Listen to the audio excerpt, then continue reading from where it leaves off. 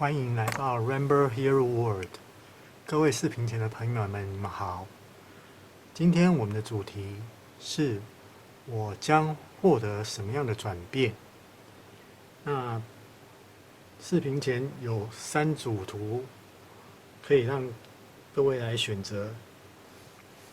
请依感觉选择你最想要的一张图。你可以选择上面的图卡，或是依照下面各3种颜色的图片来做选择。这是第一组，这是第2组，这是第3组。如果你没有办法在图卡上面看到任何的感觉的话，那您就不要选，就一样继续看这个视频就可以啦。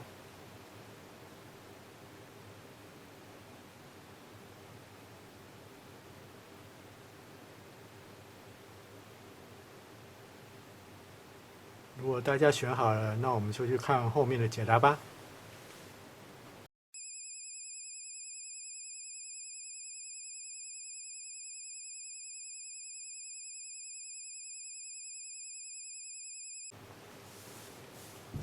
选择1、2排的朋友们，你们好。这个组牌让我的感觉是，你们现在正处于富足贫穷的一个关节点上。我看到的是，您在整个知识的水平上面算是很高的，那也有你们专业的领域存在。那你们现在会在抉择说，该怎么样突破目前的现状，然后去往更好的机会迈进的一个选择点。那其实你们也在这个过程中，你们也很害怕，说怕会选错了，那到时候，会不会连现在最基本的工作都丢了？那其实这个东西，我看到的是，或许你们的害怕是来自于有一些未知，你们看不到的远方，也就是说，你们的前途一片渺茫啊，所以你们会害怕。就算你们有很高的知识水平，但是你们害怕，万一你选错了，那是不是一切都糟糕了？我想在这边的话，我可以跟你们说，其实你们担心的东西，还是回归到你们所求知的一切本质上。你们只要把你们的知识好好的再重新审慎思考一遍，就可以得到你们想要的答案了。这话怎么说呢？就例如像说，你们所学到的这些知识，你们所看到的这些知识上的文字，它本身的意义，能够给你什么样的启发？那这些东西是让你得到什么样实质的效益？这些部分的话，你可以好好回头过去审慎思考一下，那找出你求取这些知识之后的目的是什么？那原先的出发点又是从何而来？在知识的领域里面，其实大家想要求到的，就是永恒的财富嘛。然后永恒的生命嘛，还有未知的探索嘛。大部分的话，其实知识能够带来的就是无穷尽的富有，但是知识真的有如前人所说的这么单纯吗？这或许是各位选这一号牌组的人需要去深加思考的一点。因为其实，在牌卡上面我看到，他都是说，你们需要的是重新思考本质。那真正生存的意义是在什么地方？那到底这些知识是用来做财富的乐取，还是在做资源的涵养？这个是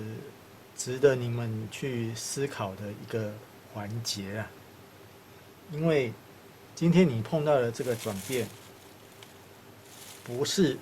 外面环境让你们受困，而是你自己让自己给困住了。因为你没有自信，你所拥有的一切能够改变你的生活。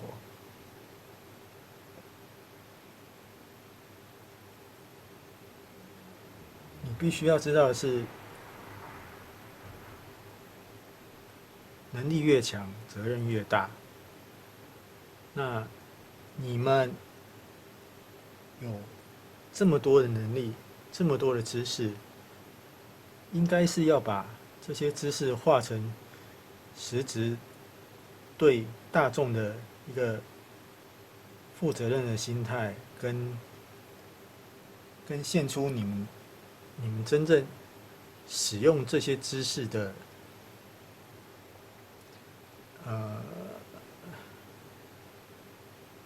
用心程度在什么地方？因为这些你们所拥有的能力，事实上，他们都有无比强大的力量，但是重点还是要在于用的人是怎么的使用法。刀子可以切割食物，然后让食物方便于烹煮，也可以拿来杀人、害人，一体两面啊。那你们今天会害怕，就是害怕在于你到底是要用刀子来救人，还是用刀子来杀人？如果今天你的心态上面是要用刀子来救人，你根本不用去担心你现在转变的这一条路到底是不是对的，还是错的。因为你的出发点已经告诉你了，你是要用在对的事物上面。那这个部分会引来的就是好的转变。那基于这个原则之下，你们在努力的过程中，一定也会碰到一些不好的困难在阻挠着你们。但是这个时候你们也不需要去担心，因为你们的出发点是好的。那你们会站在一个良善的立场去面对这些困难，这些困难最后还是会过去，不会去影响到你们，因为你们的出发点就是为了做好事、做好人而去努力的。那这个世界会让你们有足够的勇气，再加上你们本身的知识水平，能够帮助你们度过这个难关，所以你们可以不用担心这些事情。但是这边需要再强调一点，就是当你们有这样的一个出发点，好的出发点跟能力的时候，你们过了这些关卡，反倒回来，你们要回馈于社会，回馈于那些需要你们帮助的人。这样的话，一来一往，一个给予，一个付出，才会让你们免于这种害怕到底是成功还失败的一个无穷尽的回圈，无穷尽的深渊。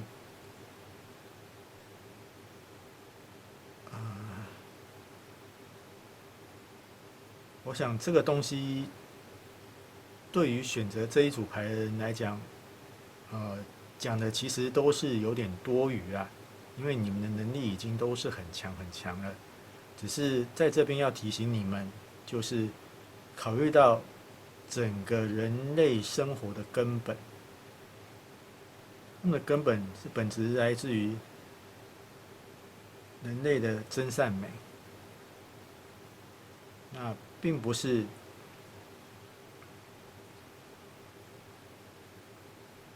看谁是高手，看谁是厉害，看谁是有本事。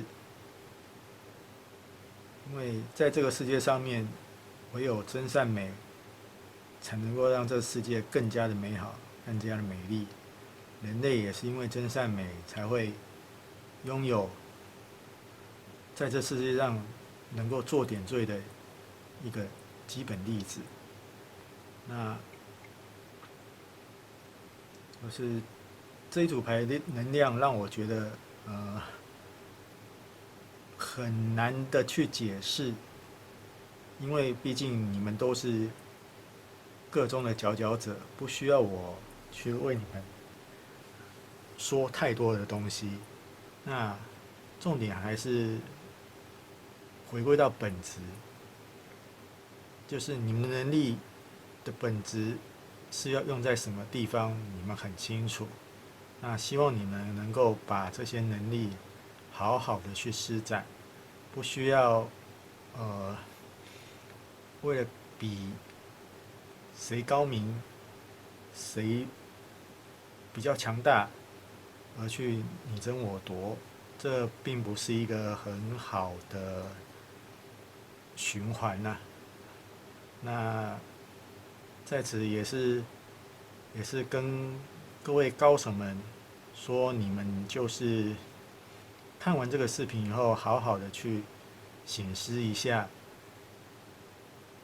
未来的路是因为你们而去打开的，不是因为我，也不是因为其他能够帮助你们的人。就这组的选项，我的解释就到此。那谢谢你们。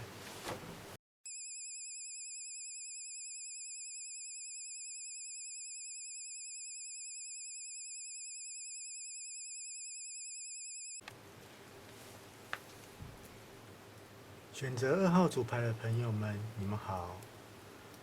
我从这个牌组里面看到的是，你们现在准备想要重新开启你们的人生，想要当一个努力上进的人，然后继续想要学更多自己没有的能力，来提升自我。我觉得你们这一组牌的人让我感觉到非常的欣慰。因为我觉得你们表现给我看的就是很谦虚，然后也很努力的想要去突破自我。那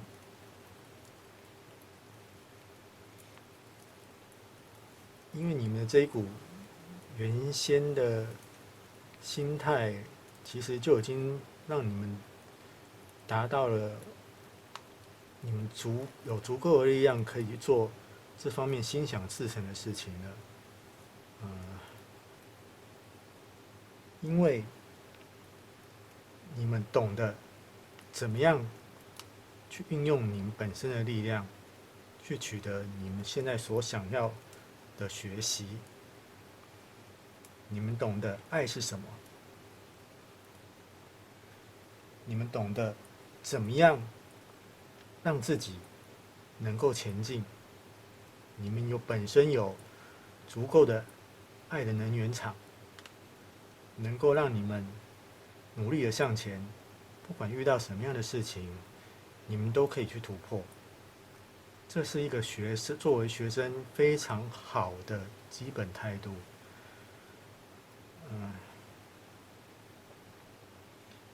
其实在这边我能够给你们的解答就是爱不是只有男女之间的感情，它可以包含的有很多面。那爱可以当成是一个能源，是一个基本体。朋友有朋友之爱，父母有父母之爱，兄弟姐妹有兄弟姐妹之爱，对待事物有对待事物之爱，对待宠物，对待自然界的各个生物，都有他们独特的爱的能量存在。今天你想要去学习什么样的东西，你对它付出了你们的爱。当你学成的时候，它就会给你的共鸣。这其实就是你们想要的答案了。那怎么做？基本上，只要你用心的去感受，你就会知道什么东西是你该去追求的，及该去学习的。怎么做？其实没有一个正确的答案。重点是在于这个东西是不是你该去得到的？你该去得到的时候，发挥了你基础的爱的本源，它产生共鸣，它就是你的。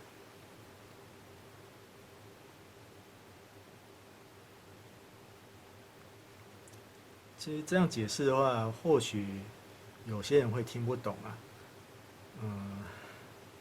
但是我可以用一个很简单的比喻来形容，例如像我们在听音乐，我们听到某些音律的时候，会觉得很开心；听到某些音律的时候，会觉得很伤心；听到某些音律的时候，会觉得心情很沉重；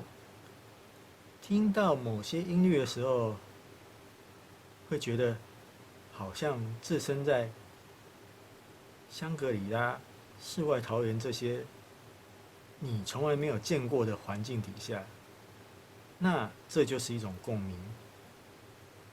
因为它在你的身上得到了一个寄居的环境，所以它可以跟你的身体产生一个互动的频率、互动的迹象，让你觉得你好像拥有它。那这只是一个很表象的一个比喻而已，但是我想你们慢慢的去揣摩，你们会去了解到这之中的奥妙，因为毕竟你们懂得怎么样用爱来做事情，用爱来面对周遭的一切。其实这个是一个很很根本的道理，那也是一般人摸不清楚的地方。那我在这边我也没有办法解释得很清楚，因为这个你们看的人，你们会去了解到这个爱的能量的本源，它的形态，你们会去知道这一切啦，不需要在这里解释的那么详细，因为毕竟这是一个大众的占卜。那有些人不会那么聪明，能够有你们这样的一个基本的能力在了。那我就是解释一个比较简单的做法。我知道你们的求知是相当的强的，那最主要还是回归到，就是你们要运用你们本身的力量，然后去做一些转化，然后将这个能量再回馈到本身自己的身上，才会得到一个比较好的运作。因为这个爱的题目，其实在现在的世界里面，不太容易去分析的出来，因为最主要是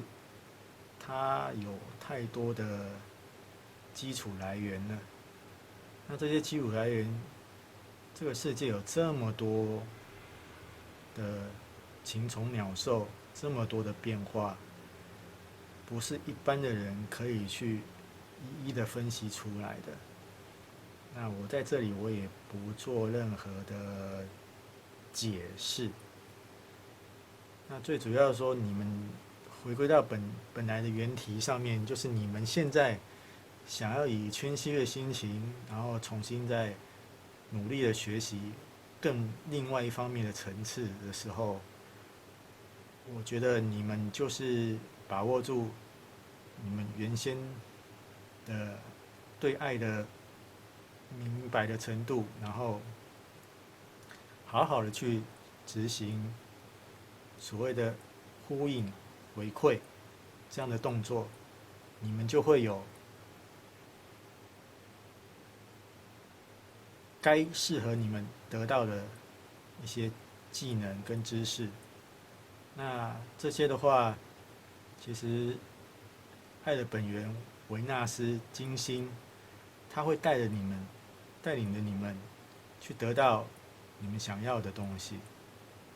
那这个部分的话，因为很多东西已经牵扯到整个灵力玄学的部分呢，我就不方便在这里再多说什么。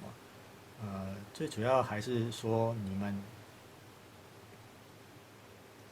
懂得把你们基本的力量再去做转化，转化成你们所想要得到的东西，这才是对你们当下来讲最有用的一个方法。那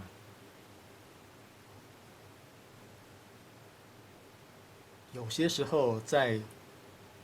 童真中的爱，它是一个最原始的根源。那这个根源往往会隐含着很多个奥秘存在，所以能回归到童真之时，它所表达出来一切，其实力量是最强的。那你们就是好好的去揣摩，怎么样去从童真中的爱找出你们要的答案。或许这是我给你们的一种帮助。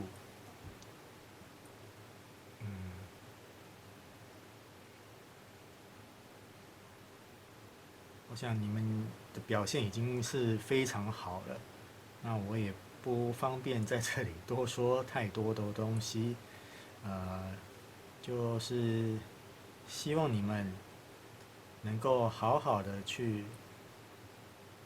保持这个初衷，努力的继续学习下去。我想你们会有你们想要的成果出现的，那就是在这次祝福你们。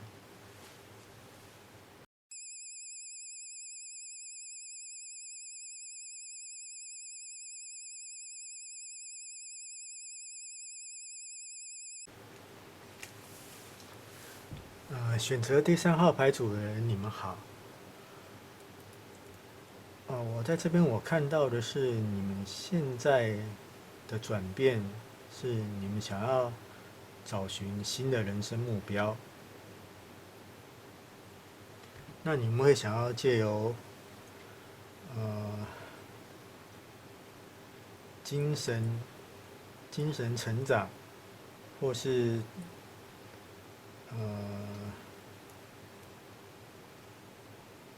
人生课程，来让你们得到新的生活的方向。那通常这个部分的话，都是在人生到了谷底的时候，才会有这样的一个转变会出现。那可能有些人会靠着做打坐、灵修、禅坐、瑜伽，或是各种不同的跟精神作用有关系的活动，来让自己能够得到解脱。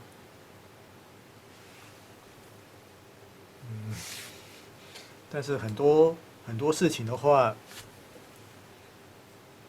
有时候事情的表面并不是像人类所想的这样子这么的单纯啊，因为毕竟还是有一些时机性的问题。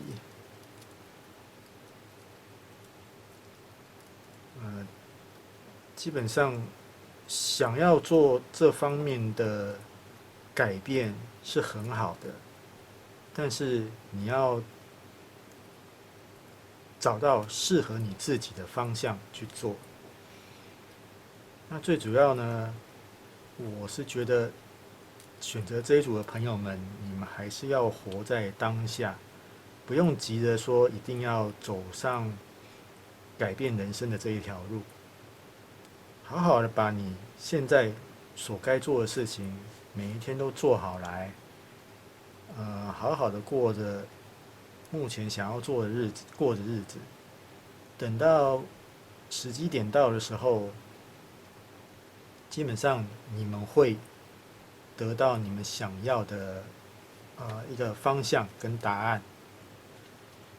太急不代表所谓的有志者事竟成啊，因为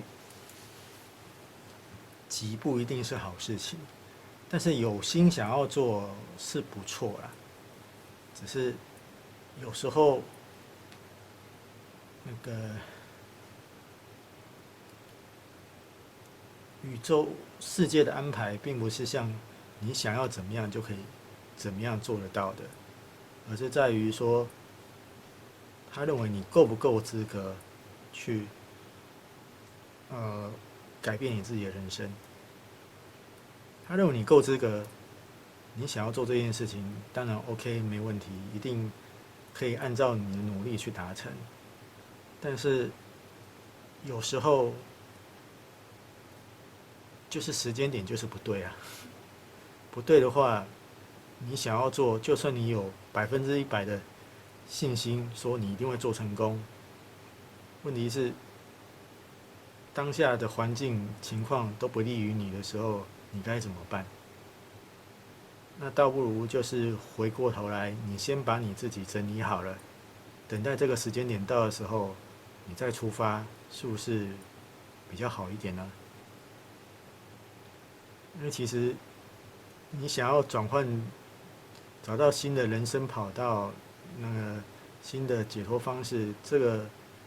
都还是要回归到你本来的生活本质啊。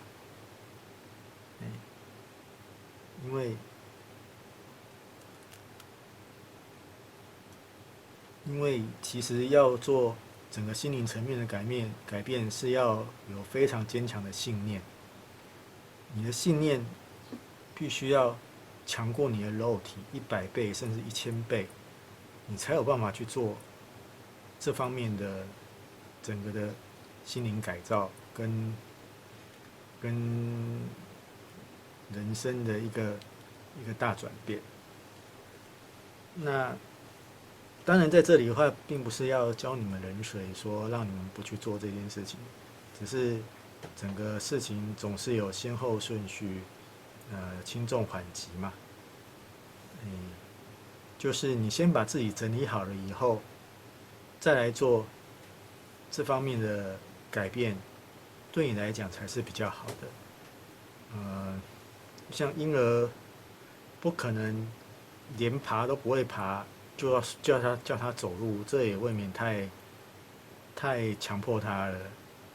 那这个也是关系到世界也不可能因为你而改变一切啊，也不会因为你想要改变你的人生，那他就会帮你准备一个适合你的人生，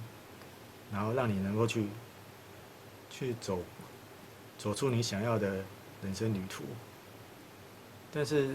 其实这样听起来好像是很泄气的一段话啦，但是我觉得很多的东西还是自己先把你的那个基本功先做好来，你再来去做所谓的人生大改造，会比较合理，也比较有正当性，而不是说我今天我想要改变我人生，我想一想，我就去做，那做了以后呢，效果不知道会怎么样，那你也没有办法去检讨，你也没有办法去想说你今天所做的东西到底是走的路是不是正确的。因为整个人生大改造并不是像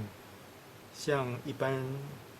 老师这样说一说就可以很简单的做完的，他必须要有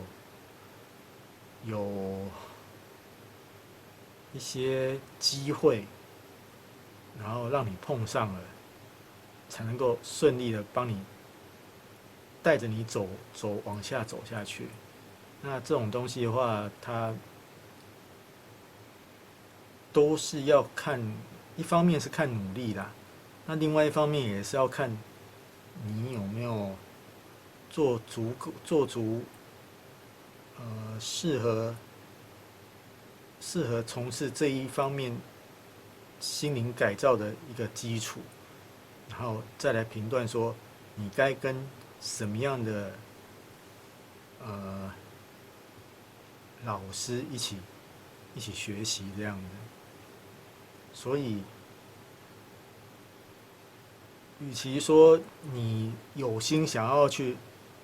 做这方面的转变，倒不如说你先把这个心意保留着，那先把你基本该过的生活先好好的过好来。因为所有的心灵大改造都源自于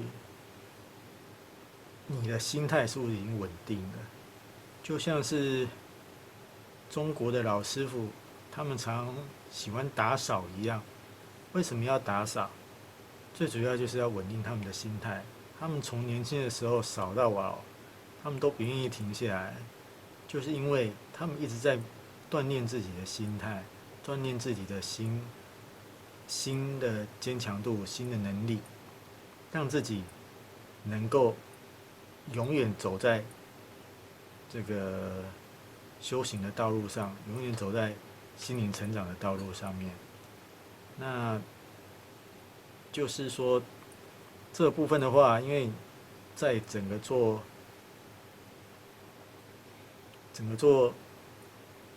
精神层面的改变的时候，他会遇到很多的困难啊。那这些困难的话，其实就是一些很深重的考验啊，所以你必须要想要得到整个心灵层面的释放，就是一定要有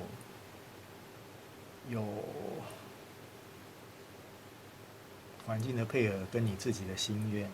才有办法去达成。那我倒觉得说，您就先回归到本身的生活上面，去找出生活的一些基本功，例如像你该做什么样的事情会让你心灵比较满足，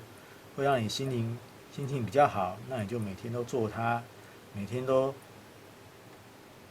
去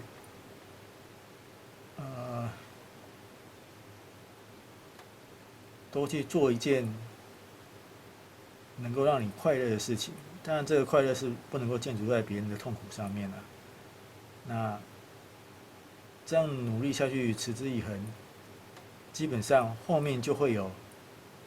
一些适合你的改变。那个时候再来做所谓的心灵成长跟生活改造，你就会比较有一个基础，这样子的话才不会让你在整个转变中会造成你的困扰。那凡事起头难呐，所以我在这里也是由衷的想要保护您的立场，就是希望能够让你有一个坚强的身心灵的时候，再来做您想要的这样的转变，会是比较好的。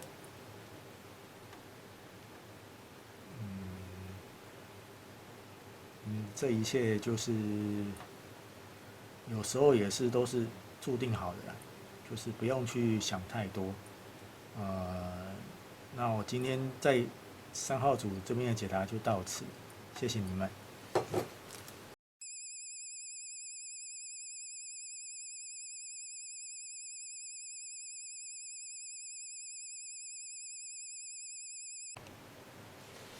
又到了视频的尾声了，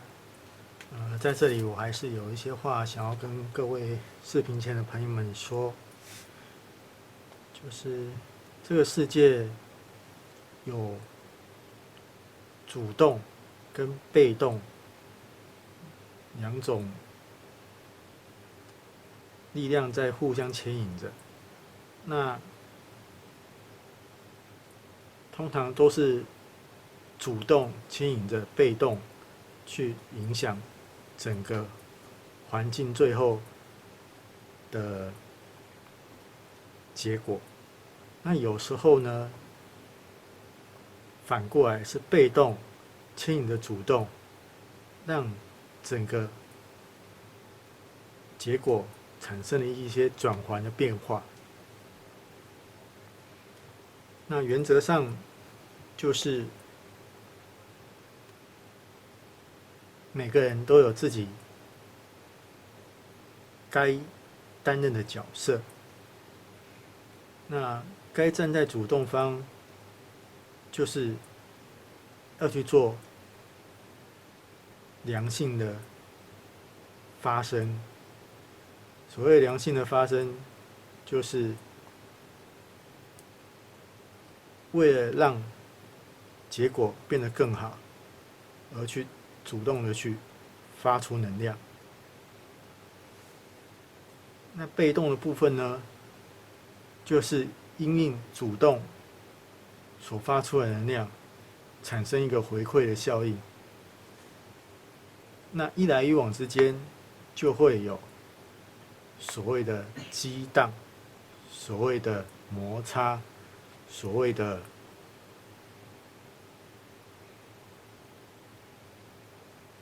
影响跟变化。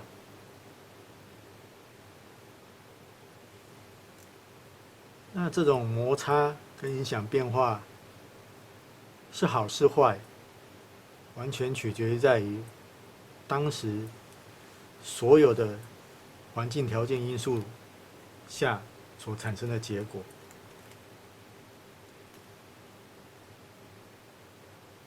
那这个部分的话，其实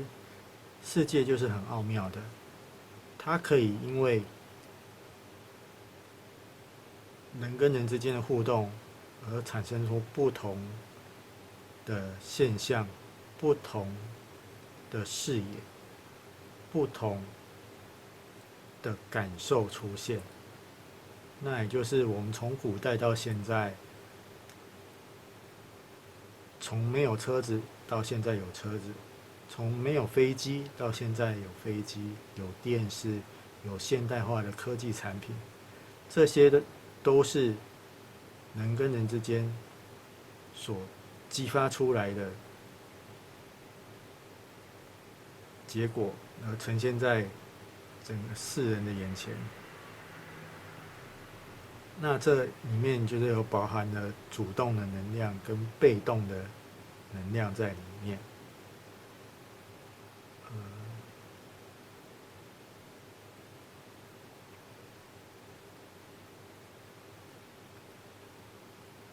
通常这两股能量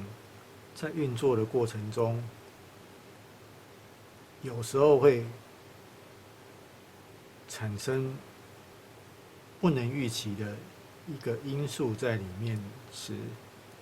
这就是要做所谓的权衡释放。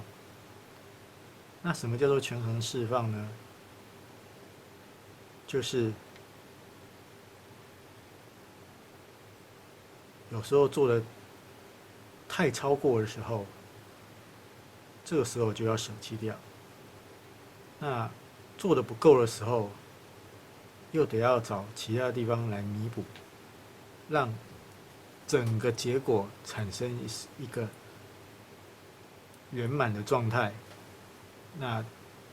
这个失误就会发生在整个这个世界里面。那怎么样会有所谓的太超过的问题？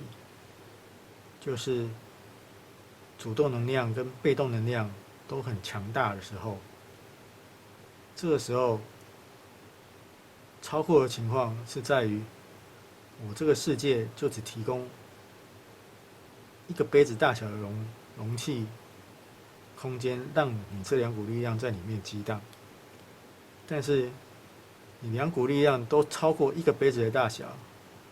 那请问这个世界怎么样有办法容忍这两股力量的存在呢？那它就会有所谓的消磨的情况，就是看是要把主动能量大量的消磨，还是被动能量大量的消磨，或是两股能量一起消磨。那这些溢出来能量会跑到哪里去？就会产生对原有世界所提供的这些杯子的一些震荡效应，也就是所谓的破坏。那在这里，其实我想要讲的就是，在这活在这世界上，每个人都有自己的能力，都有自己努力生活下所得到的一切。那一旦每个人都是站在自己的角度去对待别人的时候，这就像是我刚刚讲的，世界只提供一个杯子，但是主动能量跟被动能量都很强大的时候，这个杯子是没有办法承载这两股能量存在里面的。最后，这力量溢出来之后，就会造成破坏。那衍生到我们每个人的生活上面，就是每个人都很强大的时候，这个世界还是一样提供同样的杯子，也就是你的环境就是这么多，你没有办法去容忍他们没有办法去容忍你所存在的那股力量的时候，就会造成环境上的破坏。那这不是一个好的事情啊，因为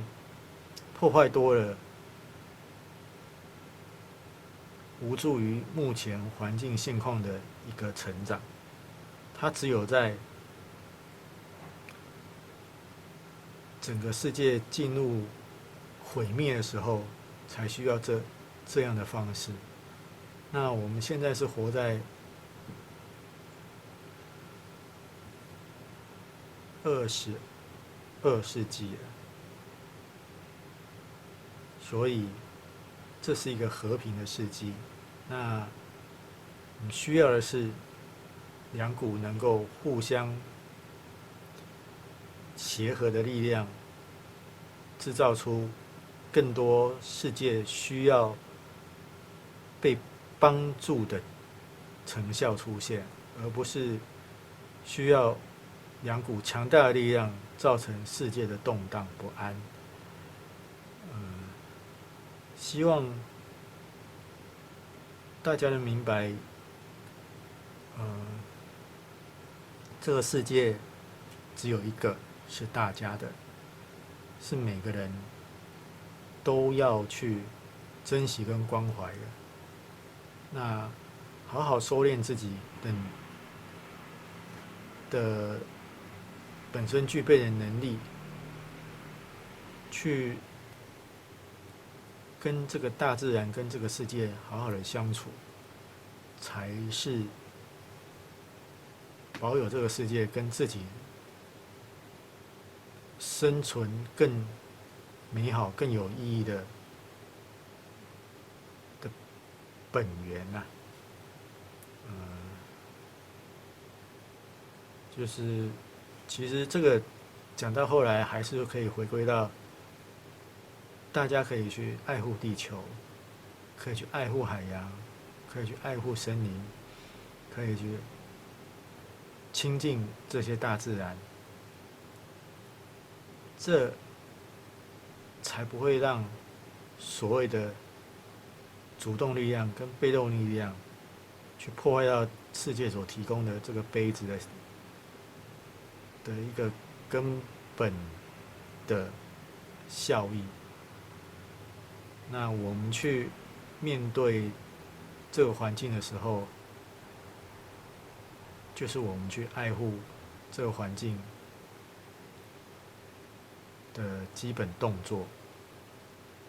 那这个环境也就会提供给我们最适合的帮助，让我们能够好好的生活，好好的学习，好好的强大自己。